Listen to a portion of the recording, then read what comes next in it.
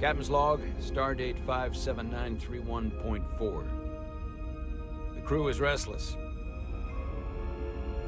After spending too many months piecing our ship back together, we're finally about to venture out on a new mission. And the crew isn't letting this unprecedented ion storm slow them down. They're ready for something different. I know I am. Perhaps more than any of them. Fortunately, nothing ever stays the same. It's entropy, the nature of the universe. Change is inevitable. And while entropy says order gives way to chaos, in this case, change is good.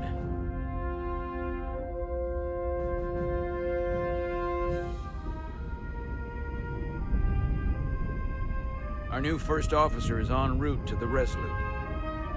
Jara Rydek. I know she'll bring a welcome dose of new blood to the crew.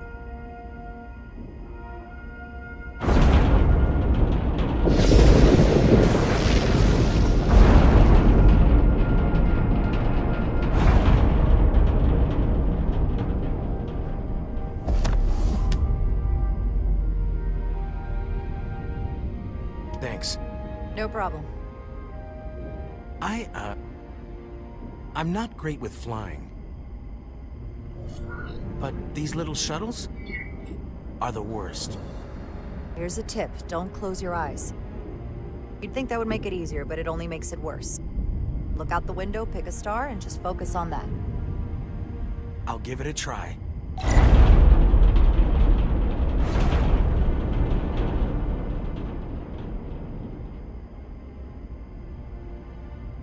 Sorry, I'm a little anxious. I hadn't noticed. I'm on my way to my first assignment. When we get to the starbase, I'm transferring on to the Resolute. So am I. It won't be easy for Jara to step in at the 11th hour like this. But if she's half the officer I knew she could become when she was a cadet at Starfleet Academy, she'll be the XO this ship needs right now.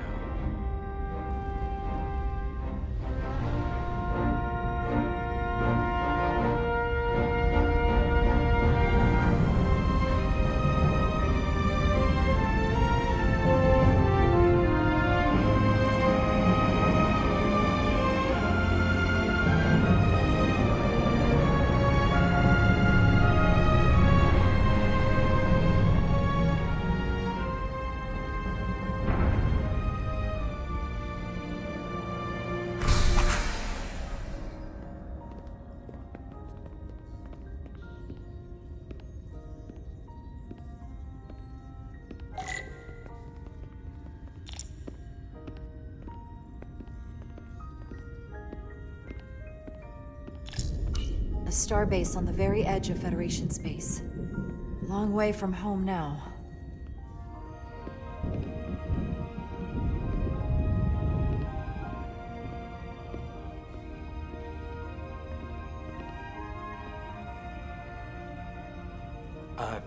Commander? I'm not usually such a nervous wreck, by the way.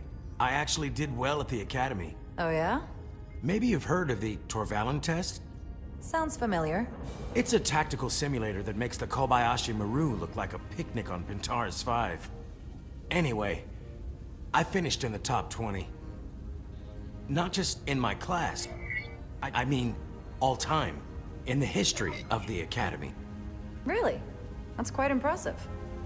Thank you. It was tough. But you know, I set my mind to it and it paid off.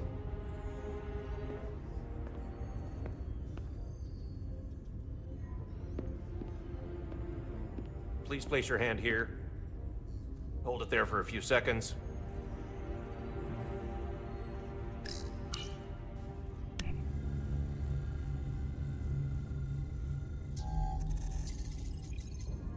Welcome, Commander Rydek. Wait, you're Jara Rydek? You absolutely crushed the Torvalin test. You finished in what, like the top 3? That would be me. Now I'm really... It's an honor to meet you, Commander. Sorry, I didn't realize before. The pleasure's mine, Ensign. Paul Calloway. Good to meet you. I believe Commander Ermot is expecting you. He's in the concourse just ahead. See you on the Resolute.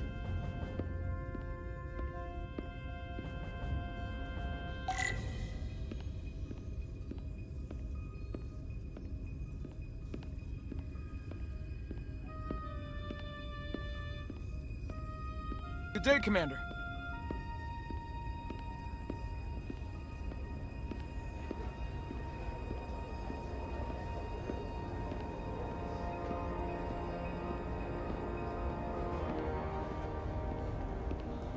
If I remember my briefing, Commander Ermot is a Bolian, so I'm looking for someone with blue skin. Are you all right? Yeah, I'm just... Well, I'm not sure where my departure dock is. The Resolute's gonna leave without me. Look here. The Resolute is leaving from this dock. Oh, you're right. Nerves must be getting to me.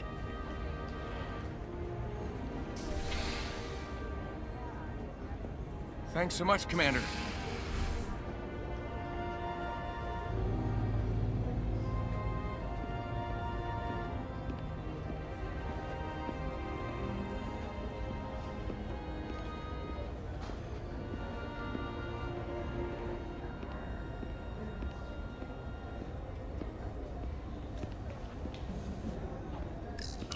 Starbase 128 has 4 docks. I'll replicate myself a meal once I'm on board. Excuse me, have you seen a Bolian around here? Yes, sir. Right back there, near the replicator. Ah, there he is. Thank you. Happy to help, Commander.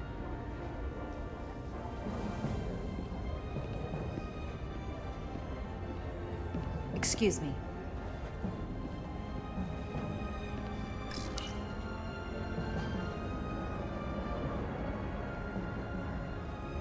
Welcome to the edge of the galaxy, Commander Rydek. I'm Commander Jan Ermot, Operations Officer on the Resolute. Commander? I hope there wasn't too much trouble getting here. This storm isn't making anything easy at such short notice. From everything I've read and everything I've heard, we're lucky you were available to us. Coming from a premier starship and all. To our little research vessel. What exactly have you heard about me? First in your class at the Academy. Received the Starfleet Award of Valor during the Dominion War. Most recently, Tactical Officer and Chief of Security on the USS Endeavor. You've done your homework. Like I said, we're very lucky.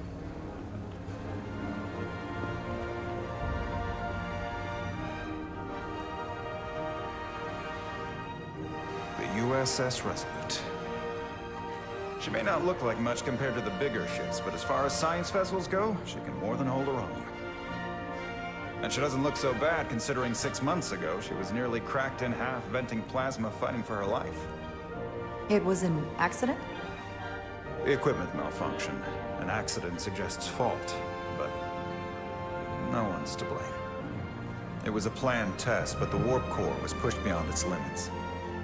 It destabilized the dilithium, there was a runaway reaction, and the warp bubble deformed. We thought we could reach a higher resonant frequency, but it was more than she could handle. Cost us our first officer and 22 of our crew.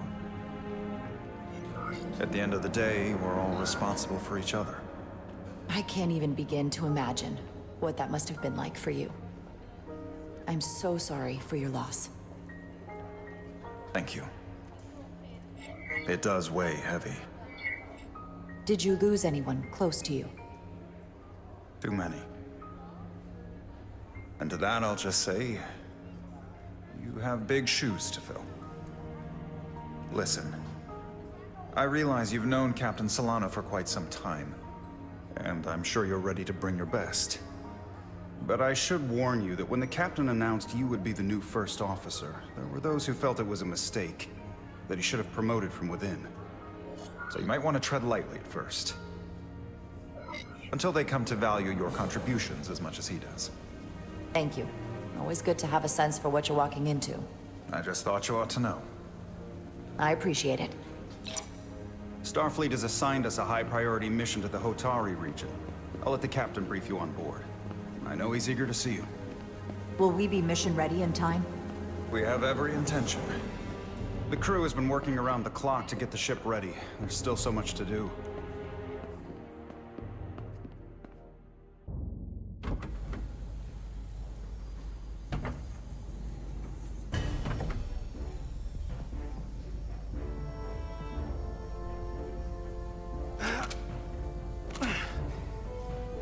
Stuck. I got just the thing.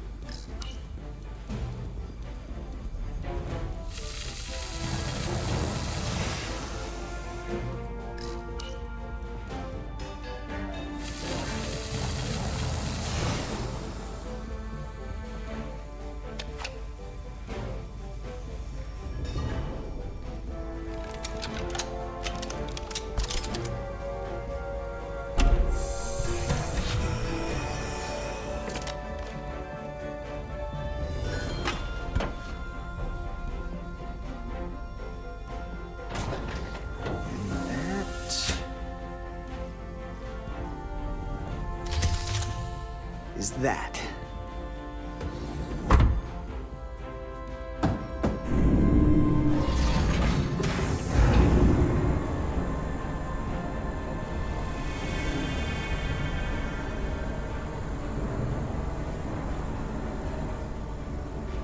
I thought the thing was totally fried.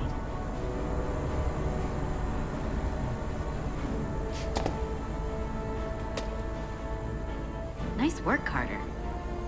Nothing to it, Millie. And not a moment too soon. The boss wants us down in engineering. Like, now.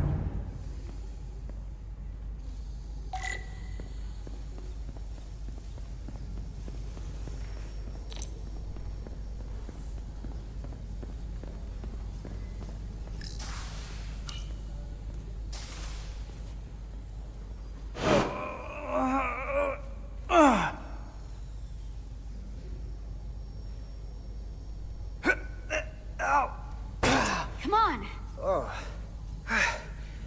Oh, these are heavier than they look. Makes more sense than zero G.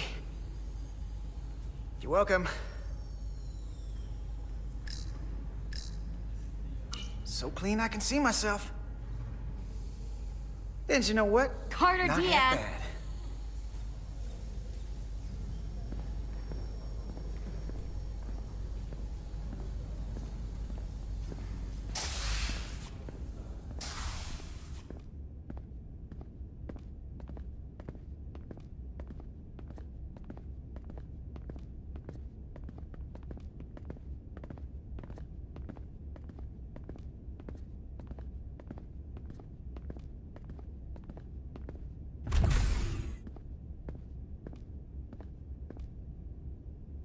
Engineering.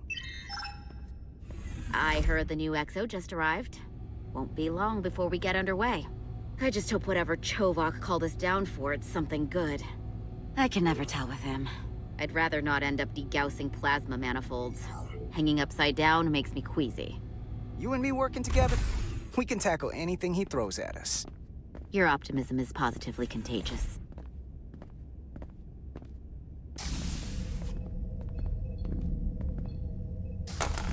Looks like we got here before. Lieutenant Commander Chovak. We were just looking for you, Commander. Petty Officers Edselar, Diaz. I was beginning to think you would be late.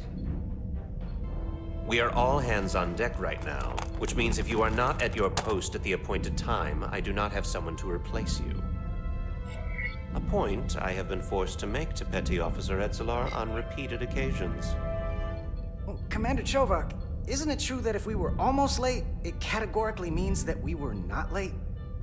That is correct, Mr. Diaz. I mean, if anything, Ed Solar and I are following the schedule to the letter. Yes, perhaps I should adjust the schedule accordingly. So, I don't suppose you wanted us down here to check in before we go off duty? Equip yourselves in EV suits to work on the exterior of the hull. I need you to tune the structural integrity field for optimal performance. The subspace distortions and ionic interference we are experiencing are preventing the proper calibration. But this ship must be ready to depart shortly, despite the storm. The precise nature of these disturbances are not fully understood. But many systems have been affected by the wide band of emissive activity. Whatever it throws at us, we'll be ready. We've got the best chief engineer in the fleet. I am a Vulcan, Mr. Diaz. Flattery is not necessary. All that I require is that you do your job. Right now, that entails critical preparations, because long-range sensors show that these disturbances will be more severe at our destination, the Hotari system. You have your orders. Do not delay. Yes, Roger Commander that. Chovak. All hands on deck. What's that? All hands on deck. That's what Chovak said. You know what that means? It means this ship isn't ready to go out, and the brass know it. So they're throwing every warm body at it. And they're going to leave on schedule. You gotta have some faith, Nilly. Starfleet Command wouldn't send us out if we weren't ready. 6 months ago, I probably would have said the same thing. But this isn't just any old refit or any old relaunch. Oh, whoa. Excuse me.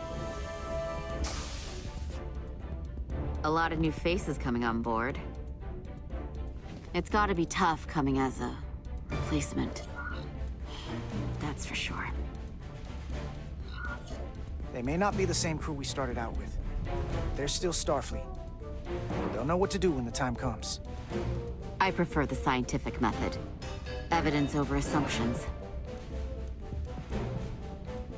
Hold on. Now there's an old face I didn't expect to see again. Hey, Miranda! You weren't gonna leave without me, were you? Miranda, you're here? We thought you were staying on the Adirondack. Transfer came in at the last minute, so I figured I'd slum it on this bucket of bolts. Looks like you got her back together pretty nicely. I wasn't sure what to expect. I'm gonna take the high road here, pretend you didn't say that, and welcome you aboard. He's a better diplomat than I am. He still owes me a bottle of Saurian brandy. Don't think I forgot. Oh yeah, it's coming back to me now. Maybe Carter can rustle up that bottle and we can give you a proper welcome. As soon as we wrap up this quick little spacewalk.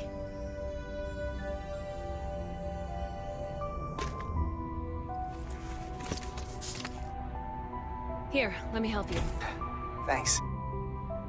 So what's the word? Are you back in the security rotation? Yep. Still running with the usual suspects. Whoa. Good to go.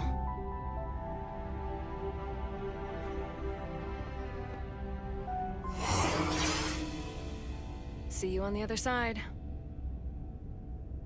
Activating magnetic souls.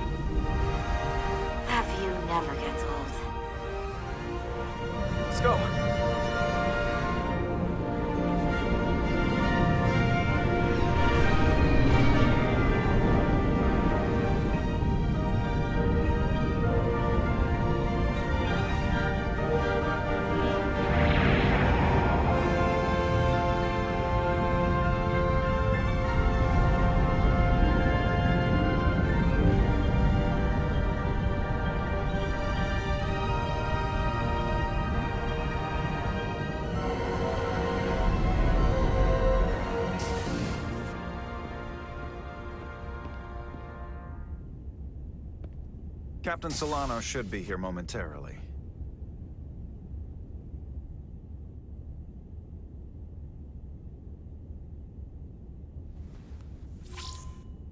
You'll have to forgive me, I don't know much about Kobleods. But my understanding is you need a steady supply of duridium to keep your cell structure stabilized, or bad things start to happen. And we have plenty of duridium in sickbay, so there's no risk of running out. Thank you. Feel free to make yourself at home. And help yourself to whatever you like from the replicator.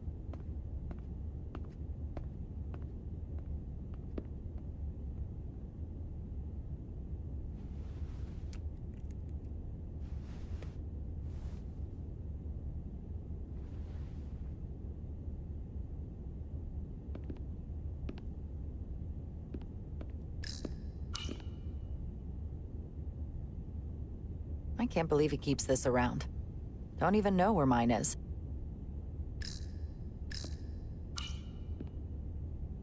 We'll be out there soon. Going where no one has gone before.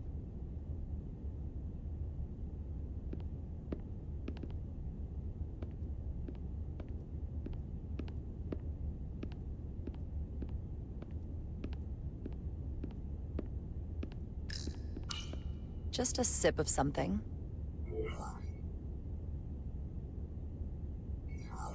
Tea.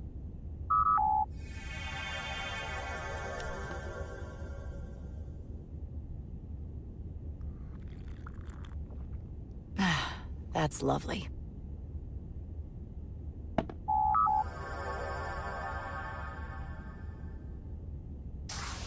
Jara Ryder. Last time I saw you, it was graduation from the Academy.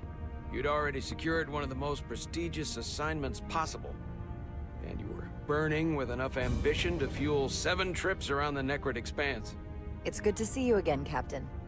I could not be happier to have you on the Resolute. My only regret is that we couldn't provide you with a warmer welcome.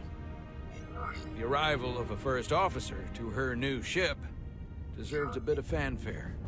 That would be totally unnecessary. I don't need any pomp and circumstance.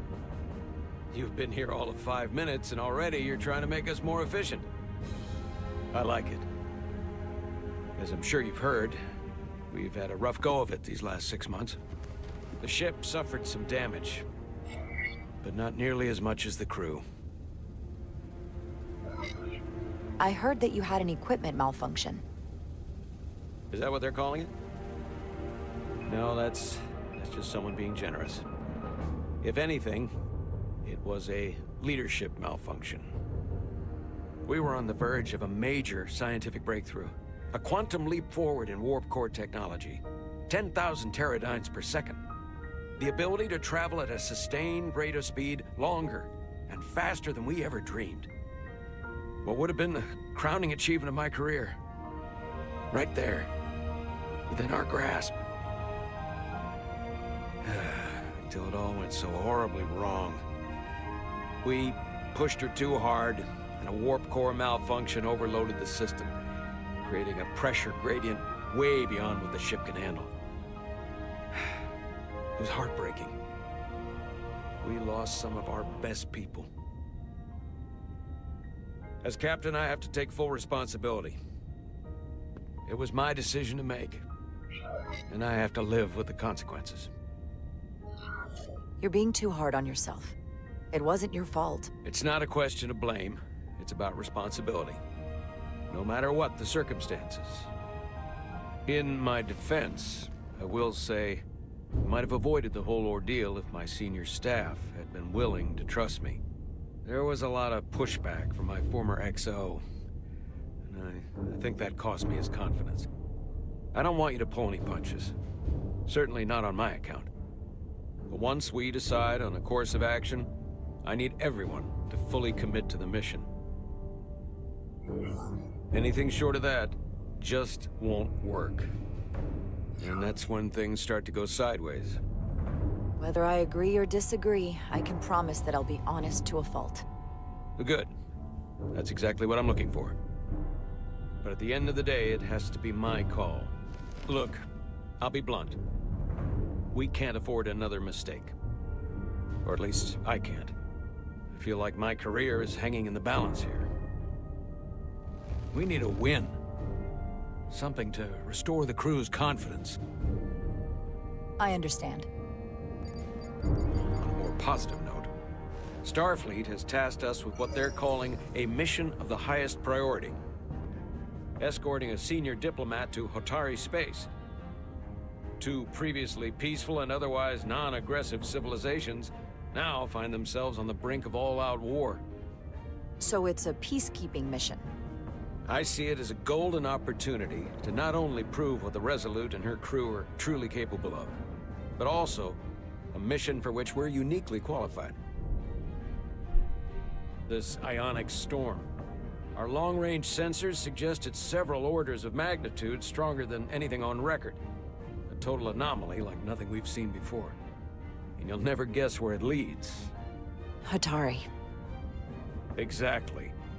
Very nearly in the precise location where we're headed. Where I imagine the interference will be exponentially greater. But the diplomat will brief us on the details of the rendezvous. Who is the senior diplomat we're escorting? That I don't know. Starfleet hasn't said. But I don't want to get ahead of myself. I expect we'll have some rough sledding when we arrive, so I need you to prepare the crew for the worst. There's just one more thing I want to clarify up front. The metric that for me will be the ultimate measure of your success. What is it? If after serving as my first officer, you don't one day find yourself with a ship of your own, then I will consider it my personal failure. When that might happen is entirely up to you. But it goes without saying, you have my full support. It's been a dream of mine since before I can remember. So I would be honored to become a captain someday. As long as you're willing to do the work, you have my promise. I'll do everything in my power to see that it happens. Thank you. Come, let me introduce you to the crew.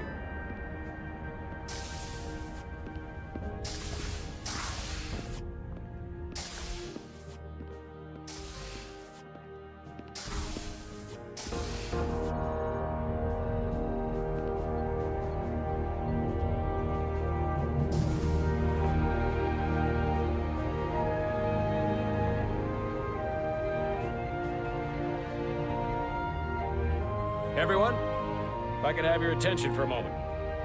I'd like to introduce Commander Jara Rydek, our new first officer. Some quick introductions. This is Lieutenant Handar, our helmsman, one of the best in the business. One of? Well, what he lacks in humility, he more than makes up for in ability. A pleasure to meet you, Commander. Likewise. Next, we have Commander Westbrook, our Chief Science Officer. I've come to rely on his expert counsel on a regular basis. Pleasure. Commander Rydek, it is such an honor to meet you. This is our tactical officer, Lieutenant Bedrosian, who's been looking forward to meeting you for about as long as I can remember. I've been following your career for quite some time. And I look forward to learning as much as I can from you. That's very kind of you to say. I'm happy to be here. Well, I have to admit, one of the reasons I've followed your career is because you're part Kobliad, because of what you've overcome. Starfleet stands up for people who can't defend themselves, and you were one of those people once. But since then, you've done so much to protect others who need it. I really admire that. So, you've been something of an inspiration to me. Not that I've done anything close to what you've done. I don't know what to say. That's incredibly flattering, thank you. I hope someday I can follow in your footsteps. I'm sure you will. And then, of course, you've already met Commander Ermont. Please, do everything you can to make Commander Rydek feel at home here. I'll be on the starbase. I have an urgent meeting with the starbase commander to get our authorization to get underway. If they drag their feet any longer, we won't make our rendezvous. The bridge is yours.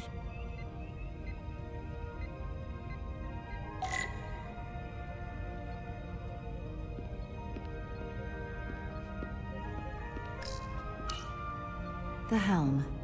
The Resolute is a refitted Centaur class, meaning it's capable of quick maneuvers.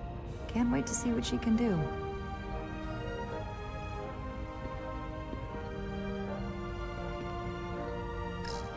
Science station. The Resolute is a science vessel, primarily.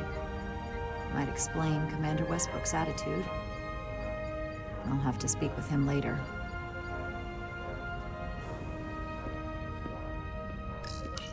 Tactical station. Hopefully a diplomatic mission won't require we use our weapons much. But if it comes to that, we'll be ready. So many decks. Full of crew that are now my responsibility.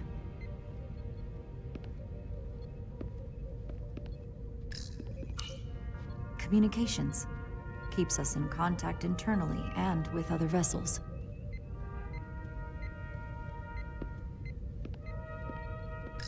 Operations. Staffing, supplies. There's a lot to keep track of on a starship. Good thing we have Commander Ermont. Turbolift could take me anywhere on the ship, but I'm right where I need to be.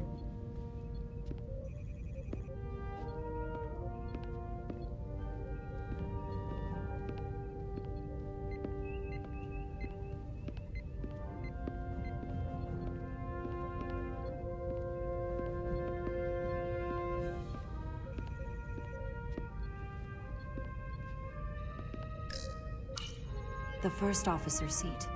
My seat. Right now, though, I need to fill in for Captain Solano.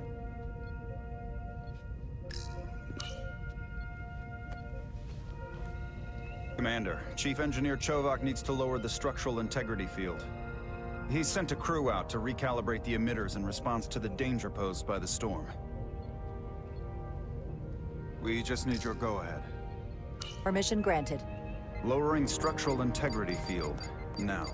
Entering maintenance mode. Condition blue.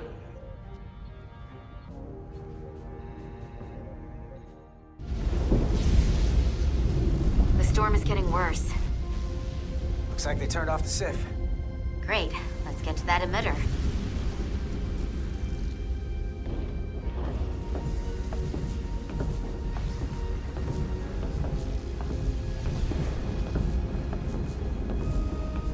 Every time we're out here, I half expect to see her in pieces again.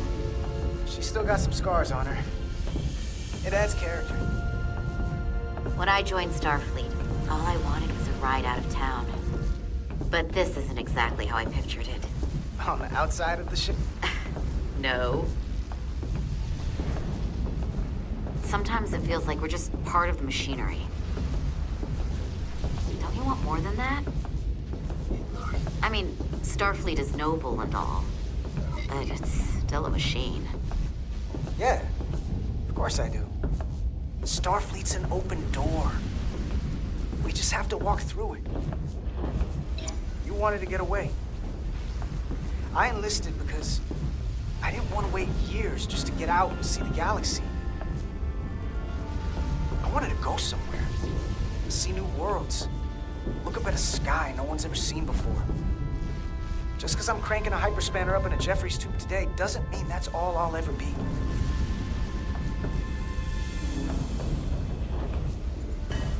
Diaz to Commander Chovak. We are at the SIF emitter. Acknowledged. You may proceed with the recalibration.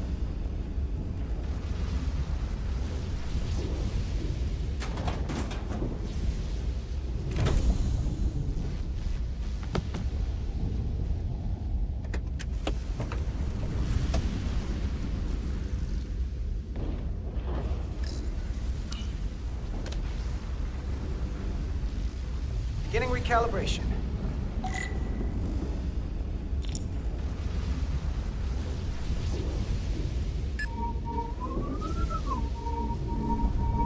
Careful. Too much action and harmonics will deflect the alignment.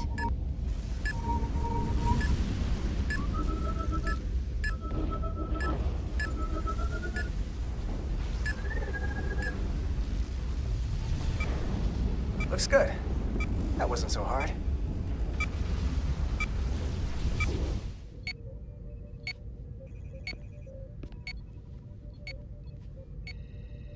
Commander Westbrook, right? Chief Science Officer. You remembered my name and my rank. Impressive. Yes, I'm the Chief Science Officer, and I have the dubious honor of being the most senior officer on this bridge. I know this ship inside and out. Better than just about anyone. What a very impressive list of credentials. This is a research and discovery ship, first and foremost. Now with a former tactical officer as its new first officer. I'm curious, though. A Kobliad, or half in your case, is an odd choice for first officer, given your vulnerable condition and all. But if, as an example, we found ourselves in a hostile situation, and you were suddenly incapacitated because you needed an infusion, what would happen then?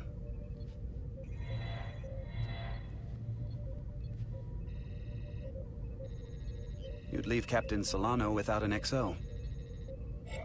Granted, that would be a worst-case scenario, but not outside the realm of possibility. That's very kind of you to be concerned about my well-being. But you don't need to trouble yourself on my account. I'll be fine.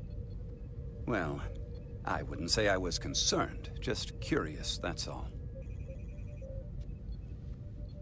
Listen, can I be blunt, Commander? I see no reason to stop now. Commander Sutherland, your predecessor, was one of the best first officers in all of Starfleet. His record was impeccable and his reputation was without equal. I mean no disrespect, but the shoes you're stepping into are almost impossible to fill. He was loved by the crew, and he was one of my closest friends. I don't think I could ever replace Commander Sutherland. And it would be a mistake to even try.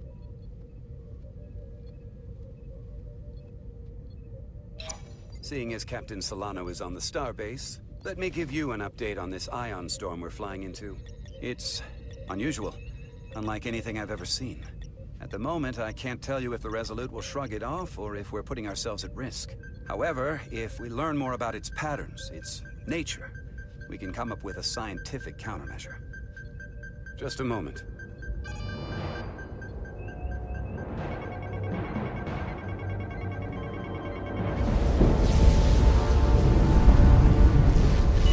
We've got a massive energy wave inbound. On screen.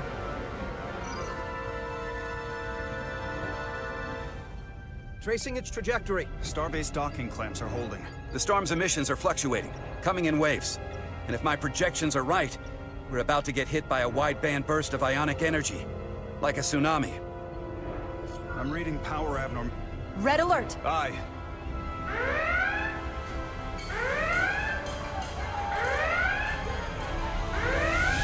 Evacuating main gangway and retracting.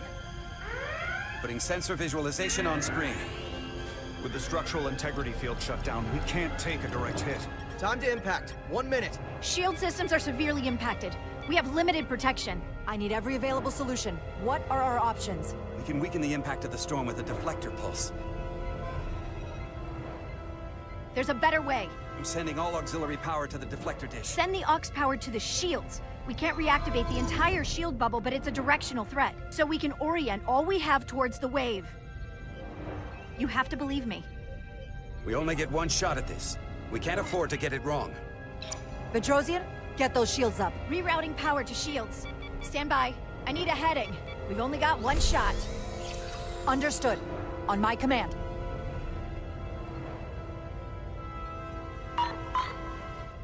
Heading locked. Raise shields!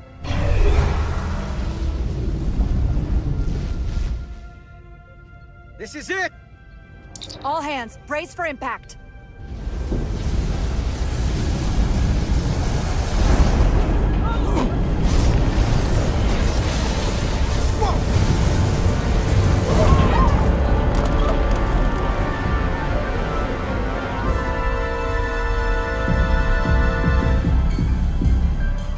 What happened?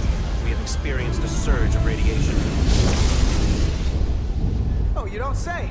This radiation supercharged the plasma, forcing it to backflush through the system and creating a dangerous imbalance. That can blow out every primary system on the ship. Just tell us where you need us.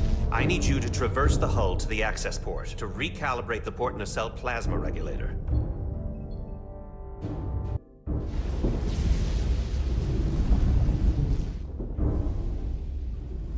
reached the first access point.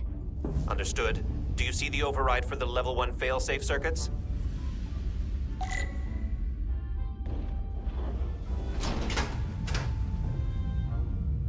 Affirmative. Engage the override. It should allow us to stop the EPS flow to the warp engine without triggering an automatic core shutdown.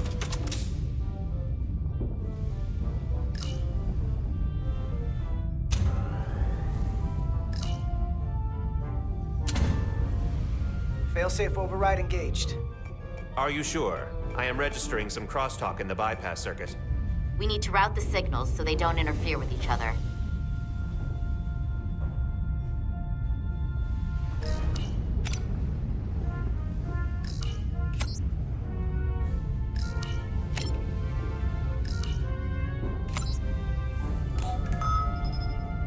Diaz to Resolute. The failsafes are temporarily disabled. Moving on to the EPS regulator. Heads up, Carter. What is that? One of the discharges coalesced. It's coming right toward us. I'm gonna try to disrupt it with my phaser.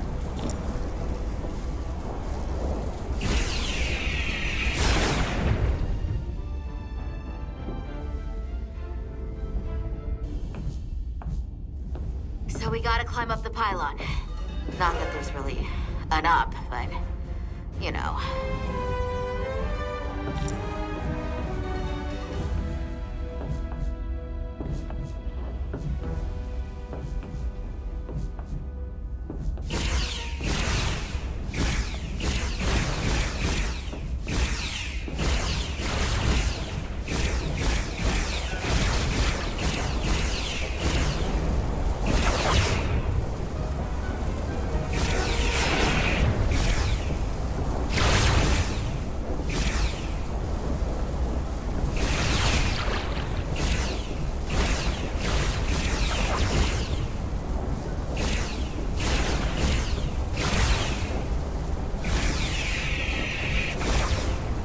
To the regulator.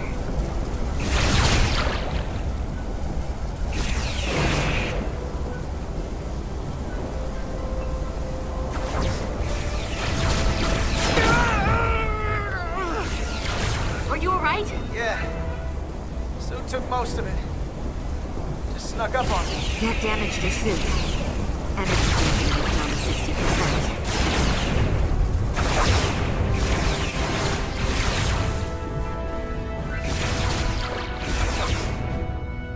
We're at the regulator. Opening the access panel. I am now halting the EPS flow to the port nacelle. We have little time before it causes an overload in the engine. You must work efficiently.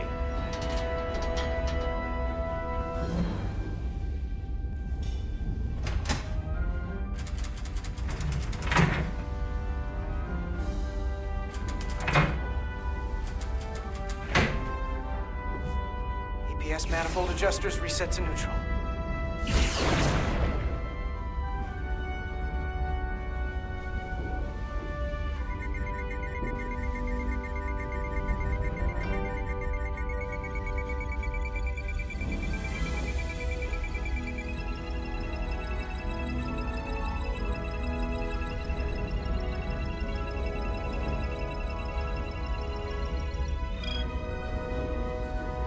EPS lines to the port warp engine are back in balance.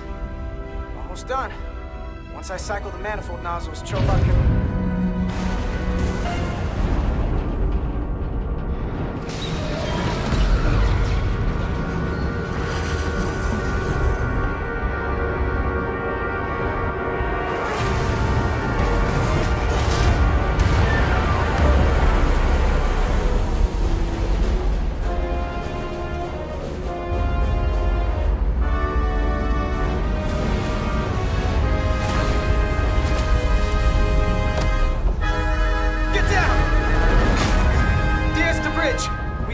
docking clamp.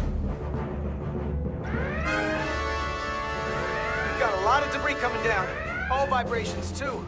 We can't finish the EPS regulation in these conditions. Please advise. We have to release the ship from that other docking clamp or the hull will be ripped apart. There's a problem. The clamps are supposed to disengage automatically in an emergency, but it's not working. Not working? What are our options? The docking clamps are fitted with exploding bolts for an emergency release. We've got crew out there. That'd be like setting off a bomb next to them. Maybe there's another way. Starbase is hailing us. Put him through. Resolute, the remaining mooring arm is failing. You need to disengage from the starbase now. The damage to the station will be catastrophic.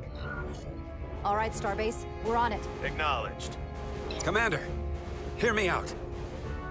Reverse the polarity of the hull, which theoretically will repel the docking clamps. And repel the engineering crew right off the hull into the storm. This is Captain Solano. Put me on screen. Go ahead. Captain, we have a situation. Commander, what are you doing? Blow the bolts on the docking clamp. The captain doesn't know the whole story. I'm giving you an order. Jara? Captain, you brought me here because you trusted me. Can you trust me now? You better be sure you make the right decision. The captain made himself quite clear. They're gonna get hammered with debris out there. Reverse the polarity. There is protocol. And there are lives. We're going to blow the bolts. Starbase, stand by. We'll warn our crew to take cover. Get it done, Rydek.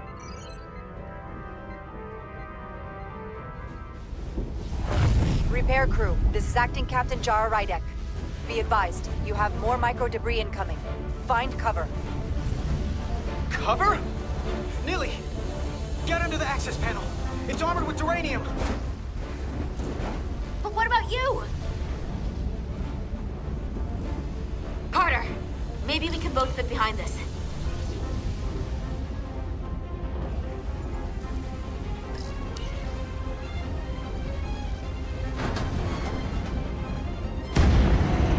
They've blown the other docking clamp. Hurry!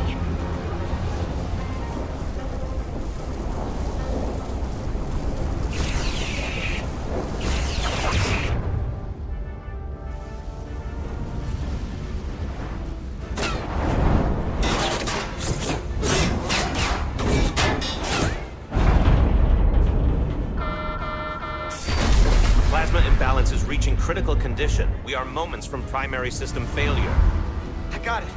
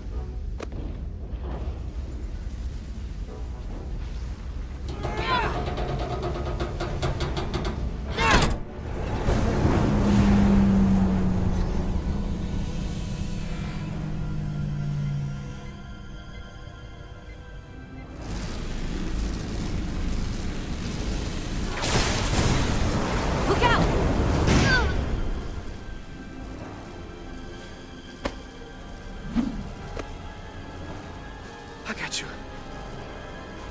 Petty Officer Edselar's hurt and unconscious. I'm gonna have to tow her back to the airlock. Mr. Diaz, the situation has changed. You are at risk of triggering a substantial electromagnetic arc if you approach the main hull the way you came. But Commander, the way we came is the nearest airlock. There's an auxiliary hatch near you on the far end of the pylon. You must bring Miss Edselar there to access the interior. Roger that. Go in there now.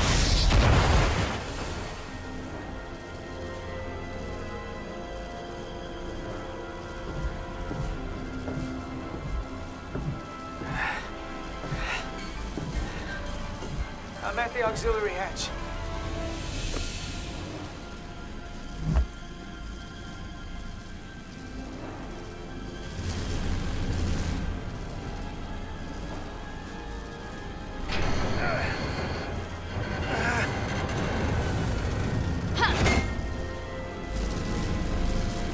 You go first. What? Let me save your neck this time. No time to fight me on this. Not on your life. Let's not let it come down to that.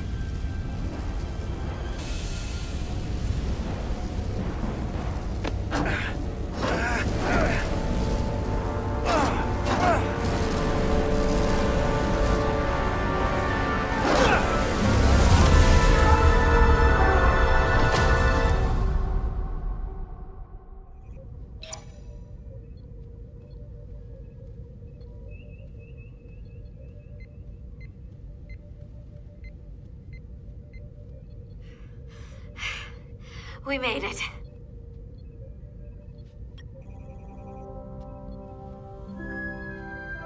They're safe. Bringing the SIF fully online. Do it.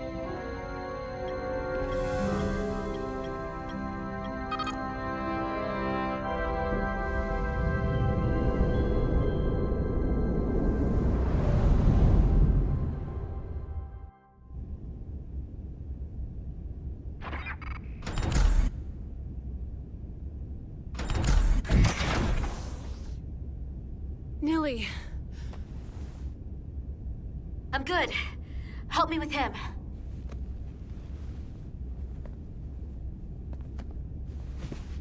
Let's get this off. Medical. Got one wounded at my location. Carter. You don't look so good.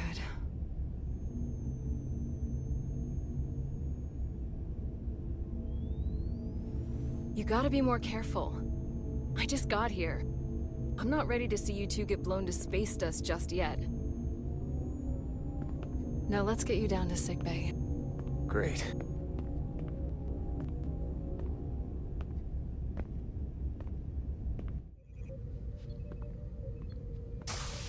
Status report. The repair crew made it inside. EPS flow is back to nominal levels. The SIF is back up. How does this affect mission readiness, Mr. Ermot? The Resolute suffered damage from the exploding bolts, but we've successfully moored to the station. The ship is secure. Our systems are coming back online, but we have a fair amount of repairs before we're ready to go.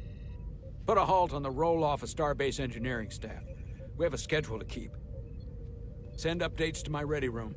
Commander Rydek, with me.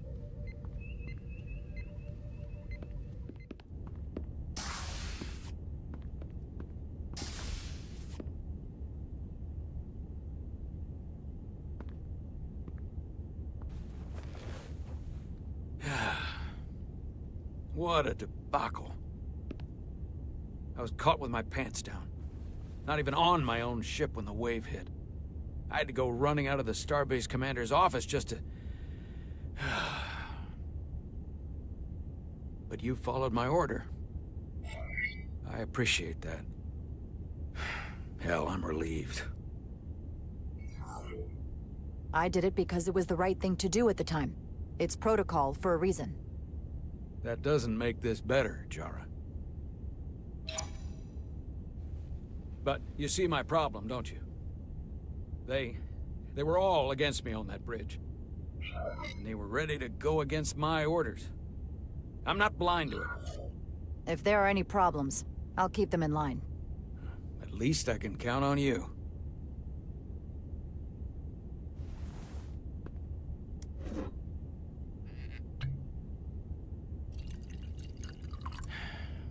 Oh. Drink? Sure.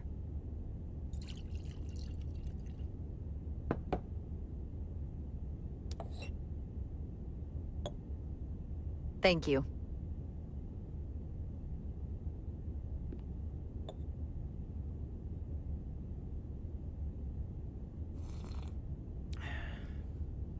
Your predecessor, Commander Sutherland, is missed. But for all the adoration of the crew, including the senior staff, I just couldn't rely on him. He would question, undermine me in front of the crew. I sometimes think they still hear his voice. That sort of thing is a way of lingering. And you can't argue with a ghost. I'm not Commander Sutherland. I'm not saying we won't have our disagreements. In fact, I'm sure we will. But I'm also sure they will be different disagreements than you had in the past. And perhaps that change will be enough. Now, this won't be easy. But I'm glad to have you here with me. Glad to be here, Captain. And despite it all, we got our final Starfleet clearance to depart. So if you'll fetch Mr. Ermot, we'll knock out the final details of any outstanding repairs, and then we'll set out for Hotari. Yes, sir.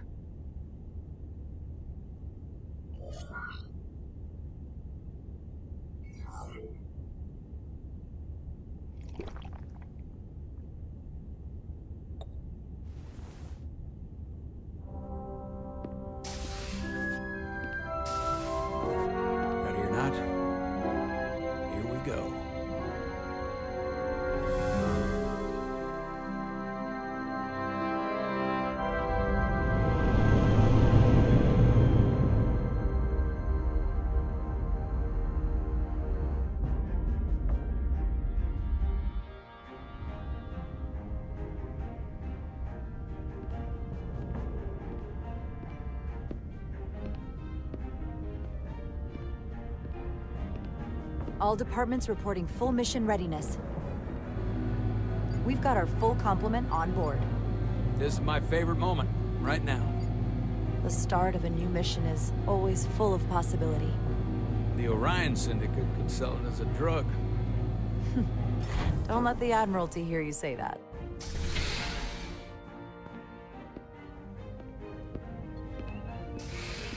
Captain on the bridge. Sit. Sit, everyone. You all know, I'm not big on speeches. We're embarking on the first mission since our refit. Let's make it a good one. Disengage docking clamps.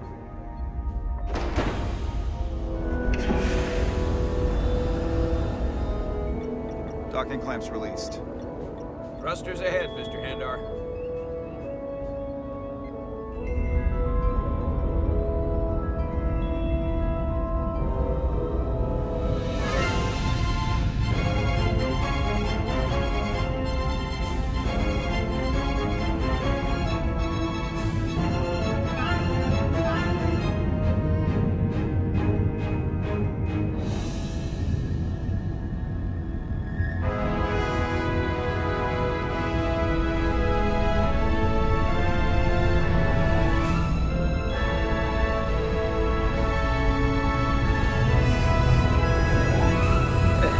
Do it. Set a course for the Hotari system. Prepare to go to Warp 8. Aye, Captain.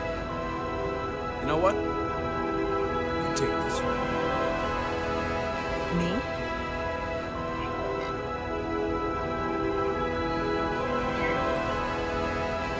Engage.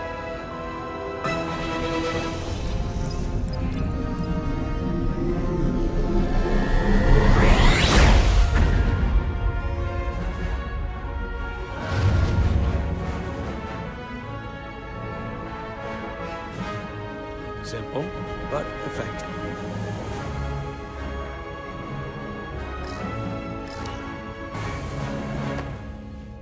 Easy. Thank you. I'm fine. Really, You don't look so good.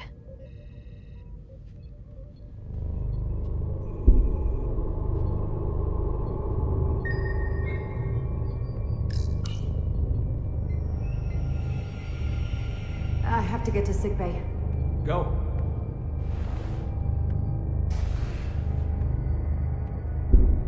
Commander, help me get her inside!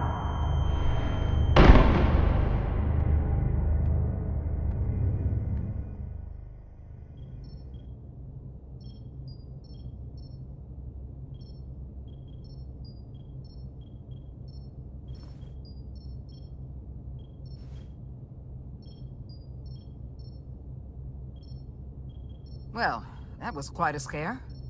A few minutes more and it would have been one of the shortest tenures on record for a first officer. Is that the engineer that was out on the hull? That storm did a real number on him, but he'll live. Just needs rest. You should worry about yourself. Your deridium levels got dangerously low and destabilized your cell structure. This is definitely one of the more memorable first days I can think of. My name is Dr. Aram Duval, Chief Medical Officer. To be honest, I've never met a Kobliad before. You're rare. I know. I was going to say special. Your people's numbers have dwindled, despite the Federation's efforts to find a more readily available alternative to the deridium you need to survive. Yet you joined Starfleet, and managed to thrive. I imagine the responsibility must be overwhelming. Maybe even a burden at times. It does make me unique, but it's not a burden at all. I'm honored to be Kobliad, to represent my people. As you should be. And don't worry, I won't treat you like a science experiment. I just do the science and leave the experiments to Solano. You don't agree with his methods? I don't agree with his definition of acceptable risks. Not when the lives of your crew are at stake. My professional opinion is that the accident took a toll. More than he's willing to admit. He's overstressed, operating in the pressure cooker of his own mind. which is never a good headspace when the lives of your crew are at stake.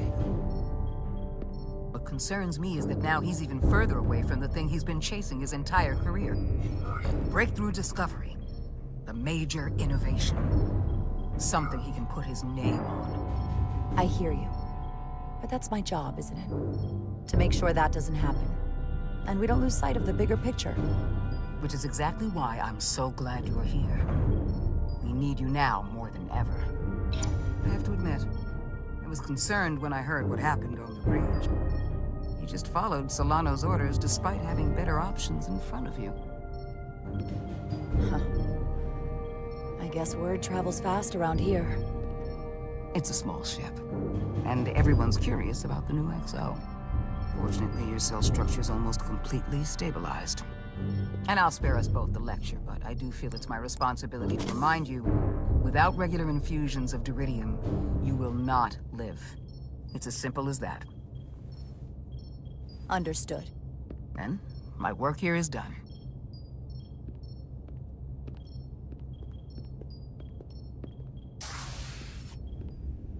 Lieutenant Bedrosian.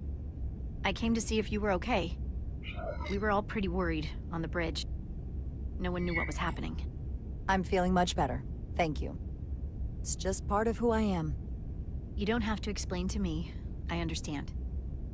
I'm just glad you're okay. You trusted me earlier with the shields, and I appreciated that.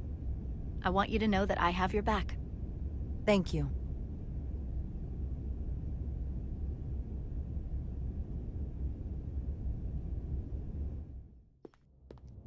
Now, Carter, the emissions that gave you that burn are quite unusual, like everything else that goes with this storm.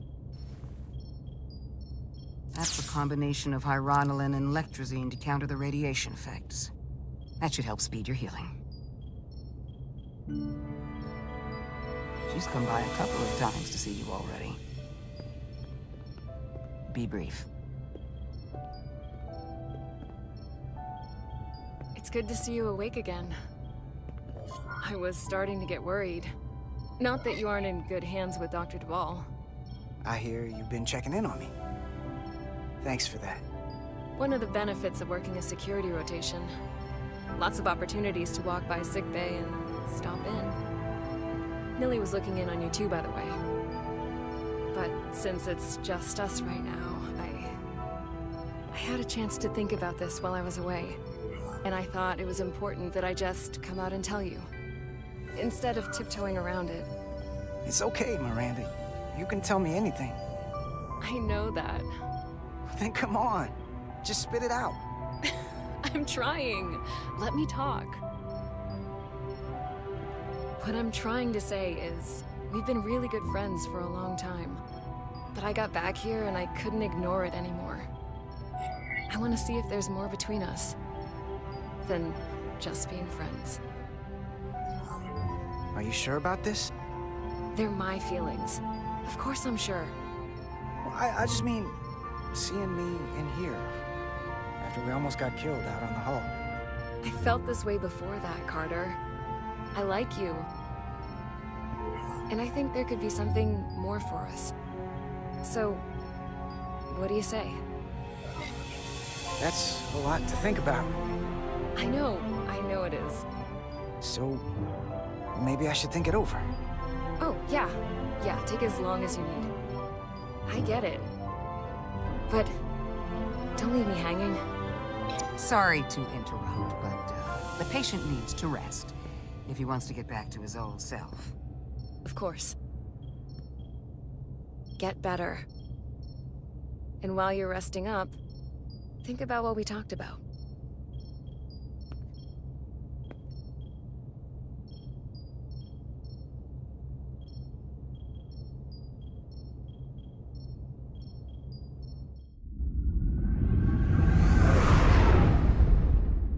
Approaching the rendezvous point outside Atari space. Helm, bring us out of warp.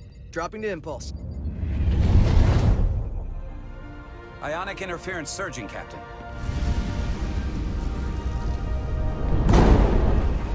Shield integrity holding. We can take it. We are at the correct coordinates to meet the shuttle. Commander Rydek, Find us our diplomat, if you will. Aye, Captain. Let's reduce the noise. Filter out environmental signals. I can manually tune what's left for Federation signal types.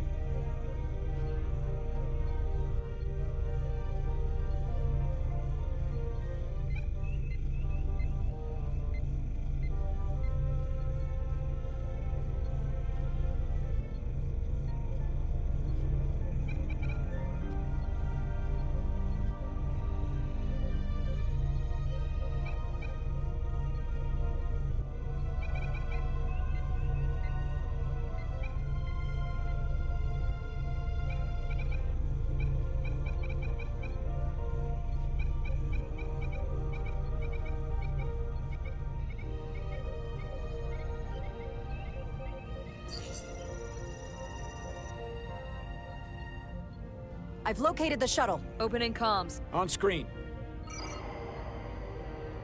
Shuttle to Resolute. Shuttle to Resolute. Debris field. Lost maneuvering. Losing. I can't get it any clearer. We won't get a transporter lock. It's just not happening. Power up the tractor beam. We'll pull them directly into the docking bay.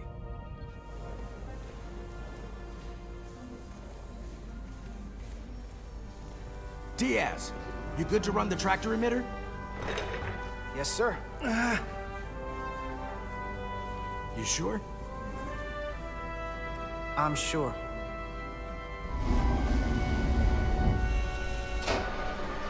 Come on, Diaz. First thing, lock onto the shuttle and stabilize the rotation.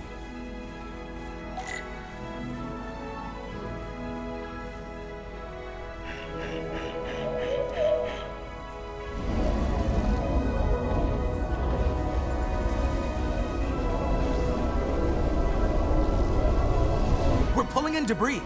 I'm on it.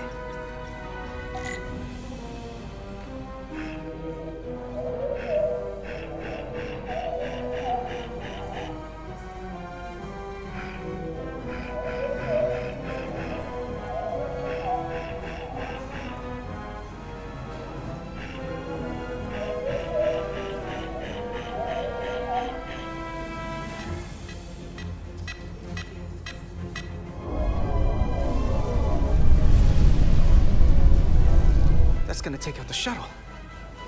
There's the bridge. There's a large piece of debris headed for the shuttle. The tractor beam can't handle it. Can our shields take it? I believe so. Commander Rydek, plot an intercept course. On it.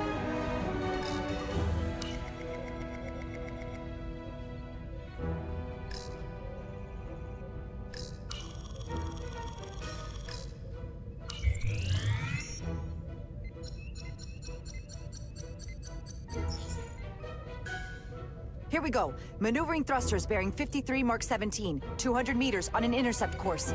Maneuvering.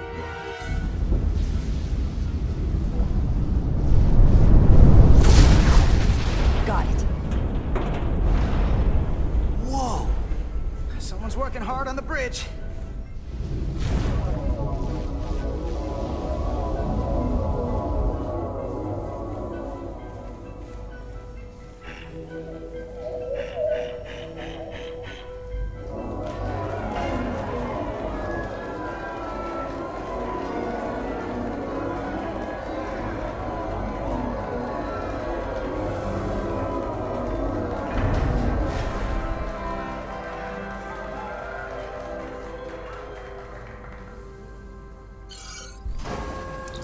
the shuttlecraft on board.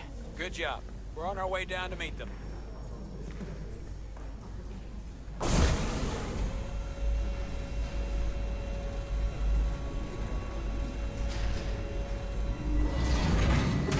Terra firma, so to speak. Ambassador Spock.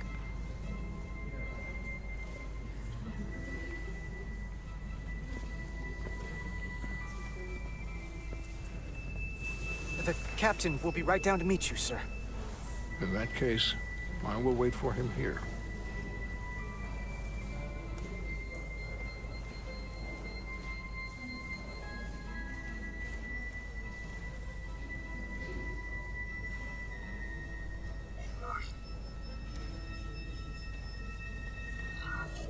Apologies for the landing, Ambassador. I was operating the tractor beam, sir. I take responsibility. Our arrival was the smoothest part of our journey. Your artistry with the tractor beam is commendable. We thought we were prepared for our arrival in Hotari space, but it is evident my craft was not sufficiently robust for such intense ionic activity. The storm has been pretty intense. There was an element that was most unusual. Before you came to our aid, our maneuvering thrusters and impulse engines were rendered inoperable. So we attempted a short traversal at warp speed, only to find that we could not achieve warp at all, even though our diagnostics computer showed no faults or anomalies. What do you make of that? When all indications say that warp speed is possible, but in practice, we find it is not. Well, this storm is one of the strangest phenomena we've ever encountered. It's disrupted other systems. Who knows what it might do to a warp drive? Yes, it would seem further investigation is called for. Take readings, run some additional diagnostic checks, and we'll get to the bottom of this. Quite logical. Petty Officer... Carter Diaz. Sir. Thank you. Ambassador Spock. Excuse me. I'm honored to have you aboard. I'd like to get right to it. We're already behind.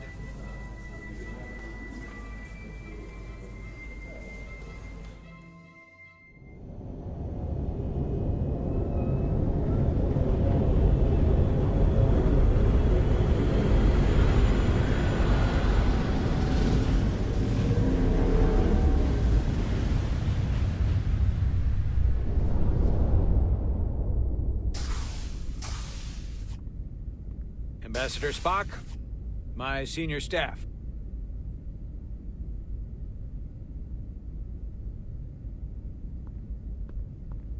It's not every day that a captain gets to welcome a Starfleet legend aboard. You flatter me, Captain Solano.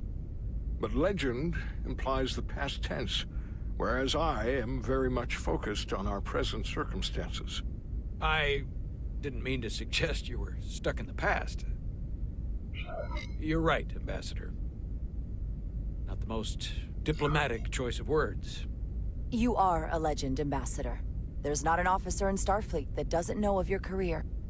I would never assume that to be the case. We were hoping you could fill us in on the details. We got the basics from Starfleet.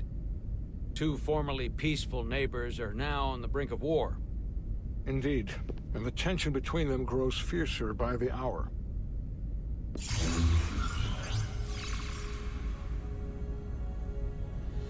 Elydia and Hotari. The Elydians are the more advanced species. They made first contact with the Hotari over a century ago.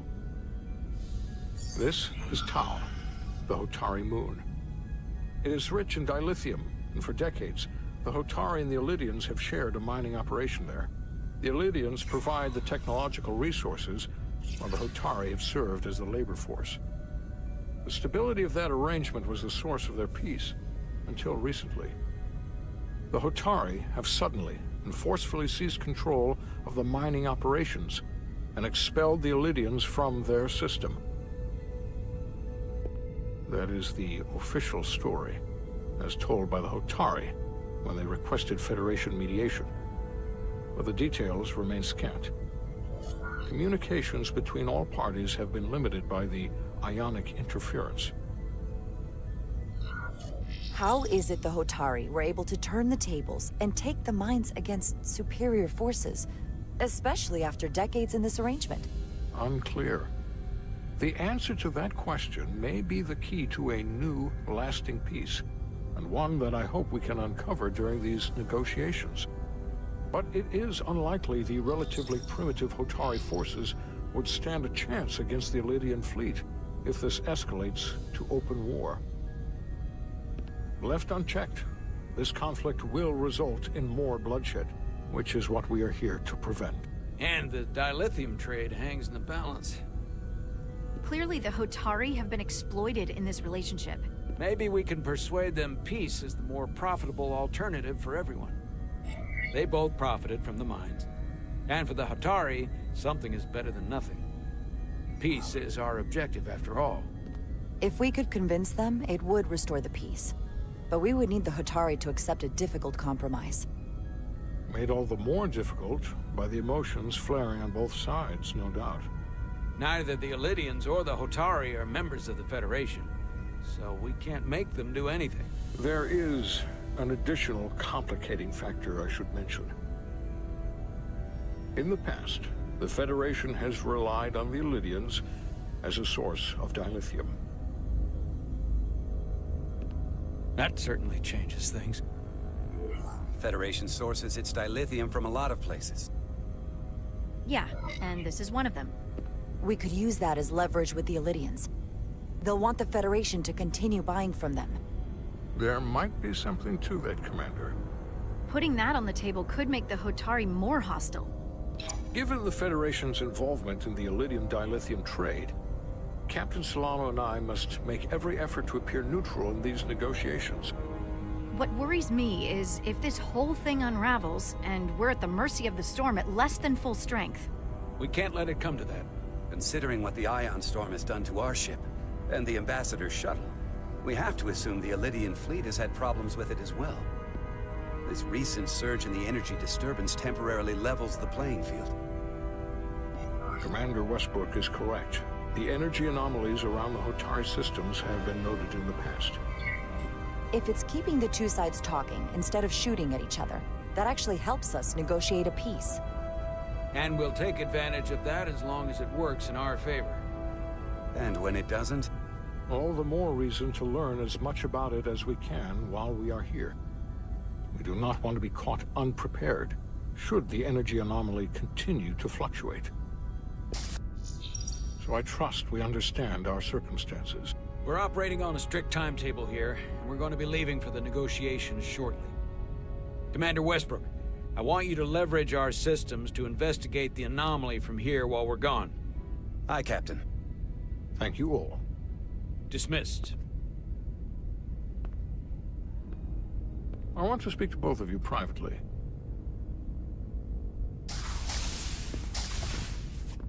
Ambassador Spock, I'd like to make a formal introduction. My first officer, Commander Jara Rydek. Commander, as you are aware, there are limits to what Captain Solano and I can do in our official capacity as representatives of the Federation. But someone in an unofficial capacity, your first officer, for example, would not be bound by those restrictions. Commander Rydek could ingratiate herself to certain parties behind the scenes, where they may be more candid in revealing information that could lead to a resolution. She certainly knows how to say the right things. At least when she wants to. I'm honored to be included in the negotiation process. You're not just included, you are instrumental. Well, I hope Commander Rydek will have more luck finding out what really happened than we will through official diplomatic channels. The fate of the negotiations, the interests of the Federation, and the prospect for peace may very well depend on it.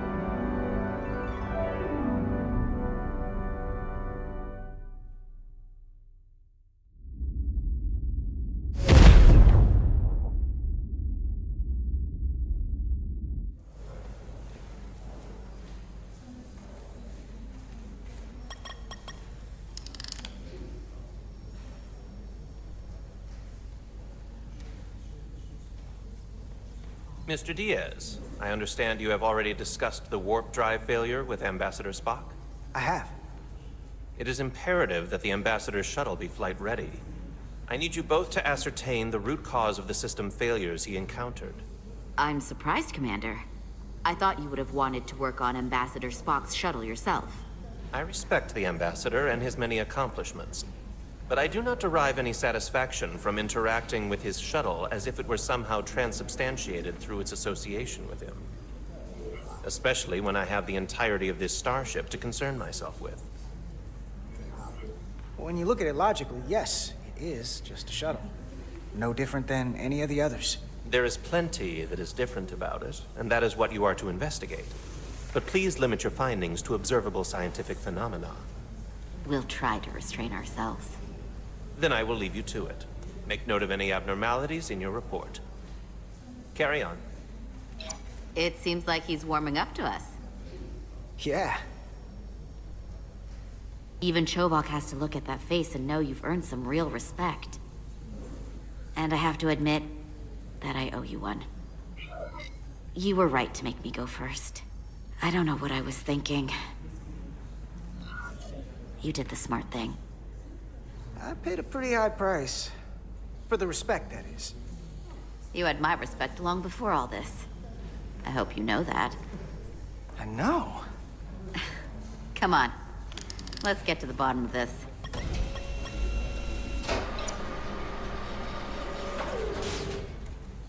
Ready to go? All set. Let's run the diagnostic.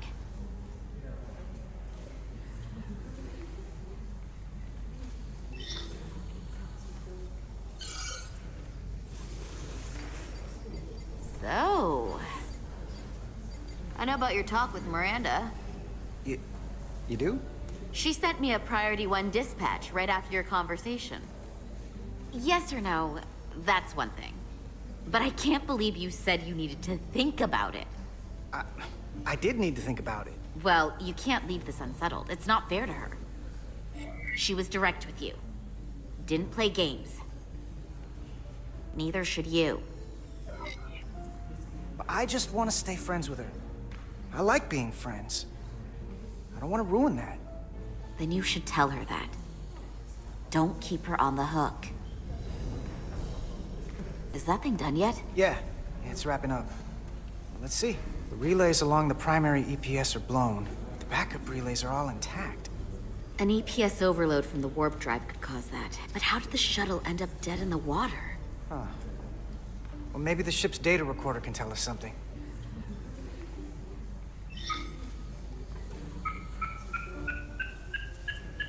Here. They were only about 8 minutes from their plotted warp point. No faults, just those warnings. What are they?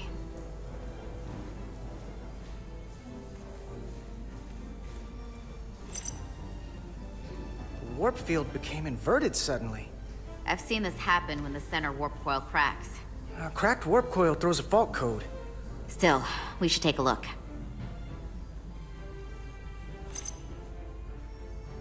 There was a complete warp cascade failure.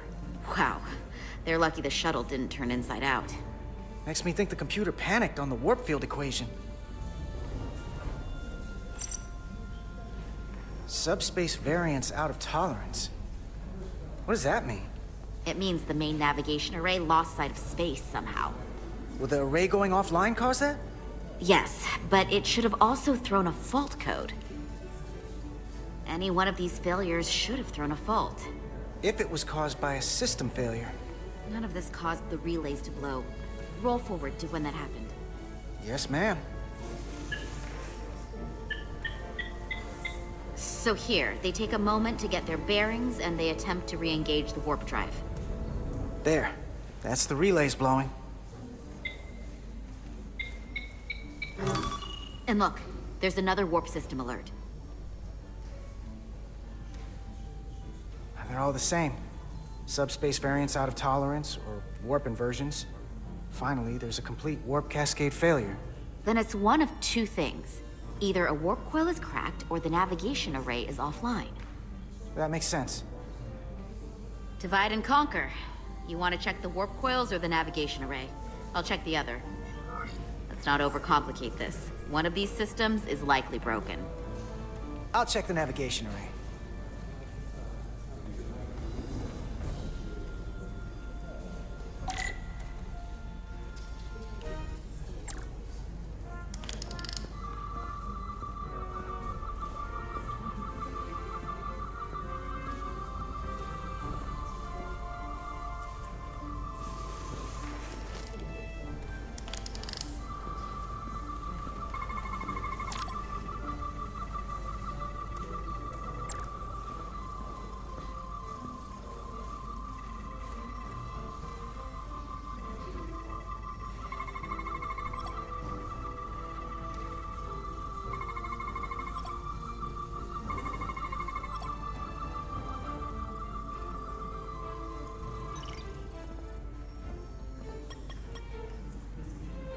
Navigation array checks out, so it must be a coil. Except it's not. Checked and double-checked. Well, the readings don't lie.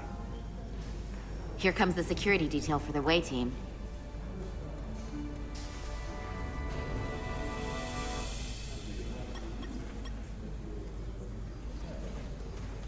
Hey, going planet side? Yep, as soon as the negotiating team comes down from the bridge. And you've got your hands full, opening every compartment on this shuttle.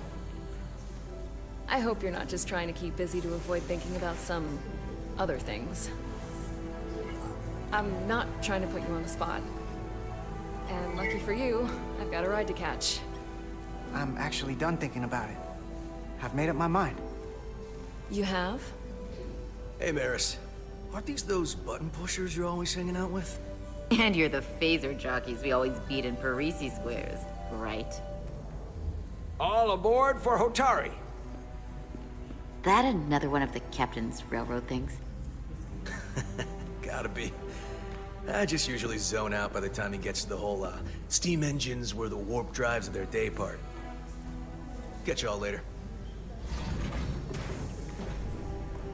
You don't want to miss your train. I do have to go. So, you said you made up your mind. You have something you want to say to me? The train is leaving the station. I think we should keep things the way they are. You're one of my best friends, and you mean so much to me, and I don't want to risk losing that. I really don't. I understand. I gotta go. Sorry.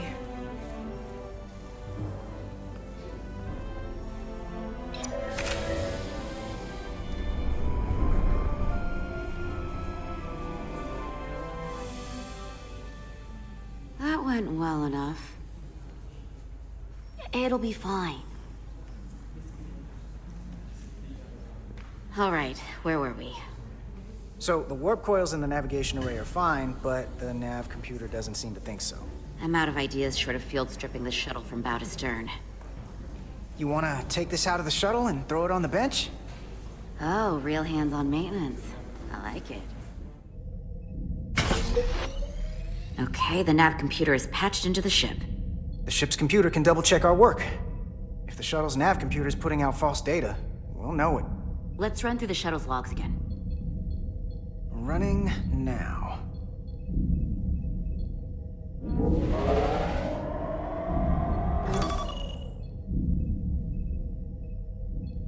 Same. Warp field inversion and a cascade failure.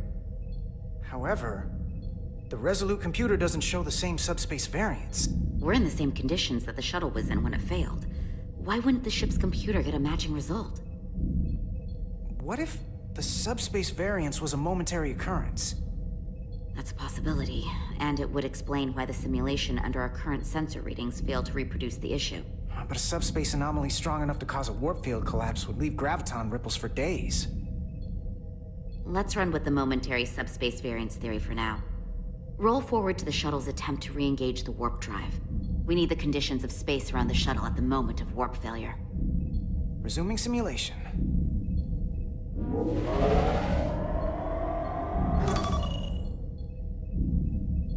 Error in warp field calculation. Cochrane formula variables are out of range. That right there. Take the shuttle sensor data from that moment. Computer, why did the warp field calculation fail? Warp field pressure returned non-orthogonal. Results are undefined. That doesn't help. Wait, what if we use a different ship? Put the Resolute into the simulation instead of the shuttle. Yeah, it should warp just fine. Unless... Computer, run the simulation with the Resolute. Resolute simulated. Computer, give me manual control on the warp power. Static field intensity, warp 1.1. 1.2. 3. Warp pressure is destabilizing. Error in warp field calculation. The warp drive has experienced a system-wide cascade failure. Warp field collapsed. Subspace variance is out of tolerance. Cochrane formula results are undefined. Bingo. What-o? The same moment when the shuttle failed to warp, so did the ship. Whatever happened to the shuttle just happened to us. The Resolute will not sustain warp. We can't leave Hotari space.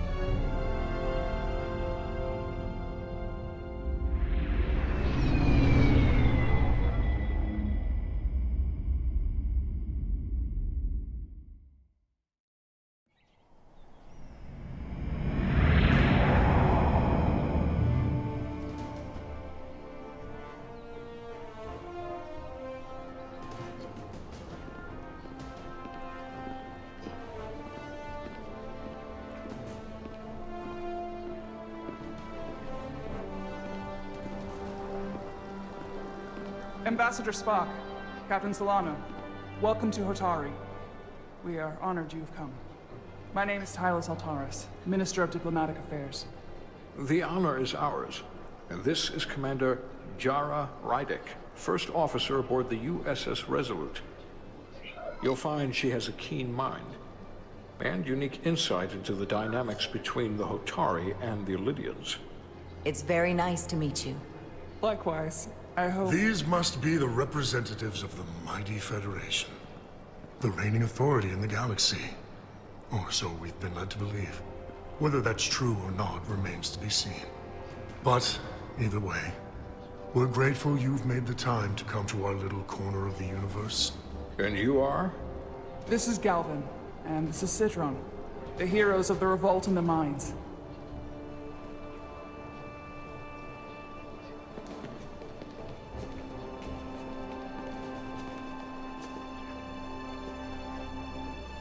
Let's hope this is the last time we ever have to come here. If you'll excuse me.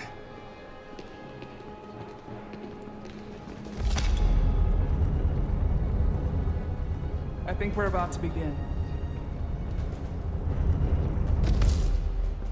Did you hear the arrogance from that guy?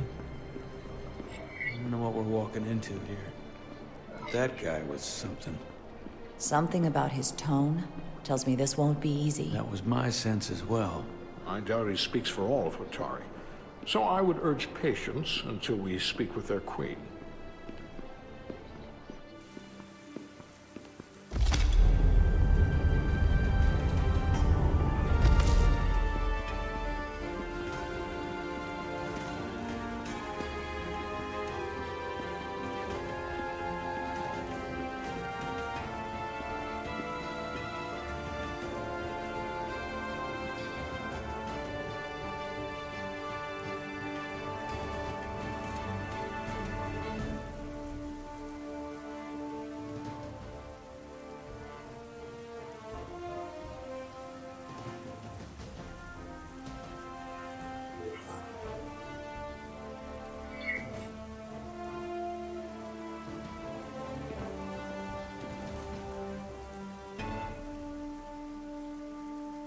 Ambassador Spock, welcome to Hotari Prime.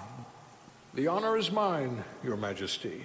That the Federation would send one of their most respected representatives is not only an honor to the Hotari people and their queen, but a recognition of our stature and importance. Let's get on with it, shall we? With all due respect to the Federation and their ambassador, They have no authority here. We are not members of their alliance. We are not subject to their rule, nor yours. We demand the immediate return of all mining operations to Elydian control, as it has been for centuries and will be for centuries more. That has always been our understanding. That understanding has changed. Then you invite war! And if you cannot remain silent, you will be silenced. But his point is well taken. What is the Federation's interest in this matter? Perhaps you would have us trade one oppressor for another? The Federation remains neutral. Our only interest is the peaceful resolution of this conflict. We are here at your request, Your Majesty. For now. Saying this wouldn't be easy was an understatement. I thought they wanted us here. Was there something you wanted to say, Captain? Oh, no. My apologies. And what about the Kobliad? She's not part She of... can speak for herself, can't she? Then let her.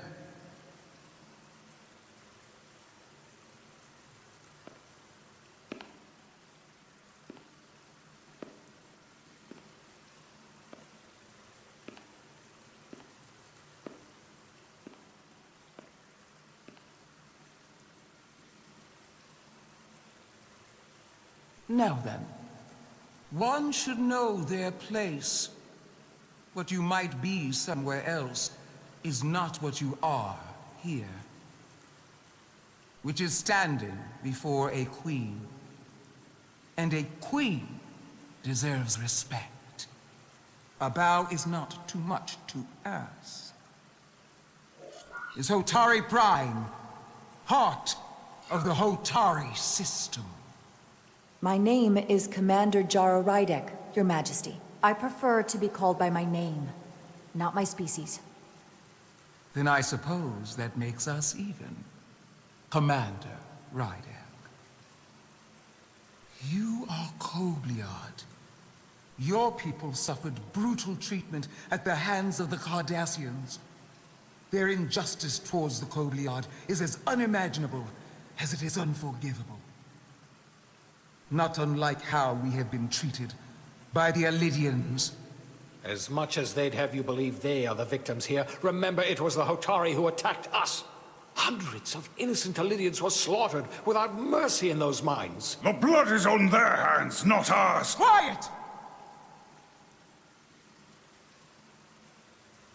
If after all the Kobliad suffered, you finally had the chance to right that wrong, to get out from under their control, would you take it? Or would you negotiate a peace?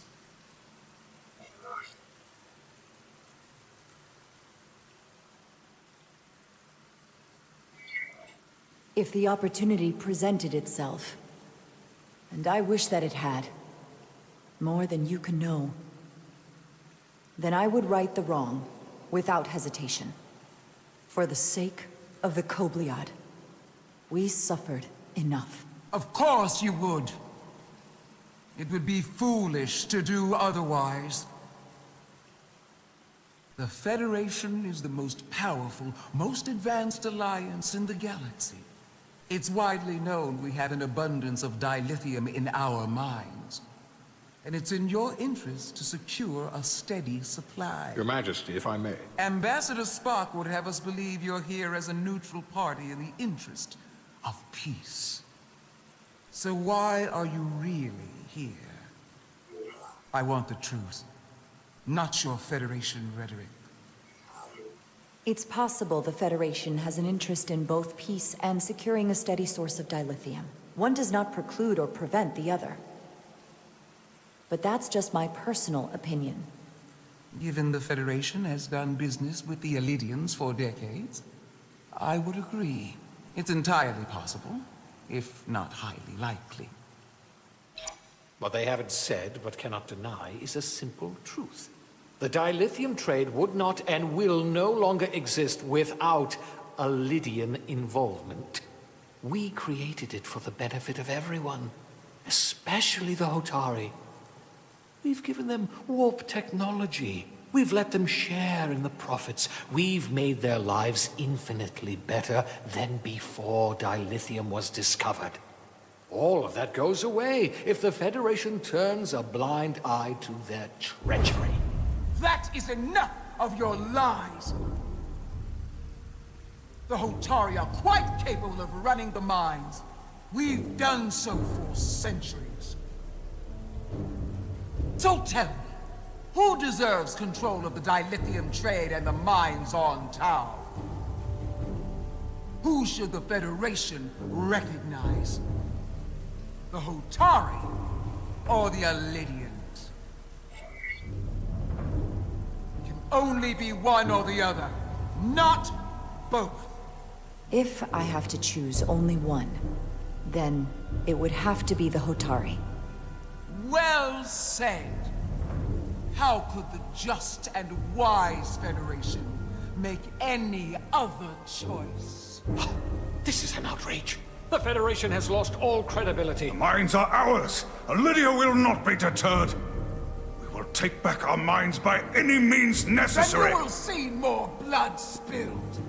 I am more than willing to address your concerns, Your Majesty. Yours as well, Representative. But I suggest we could have a more productive conversation with a smaller group. Perhaps only the most essential representatives.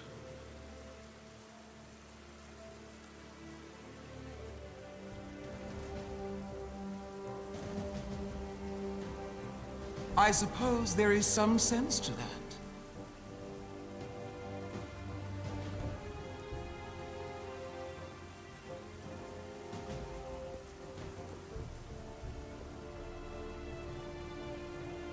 I hope we meet again, Jara Ryder.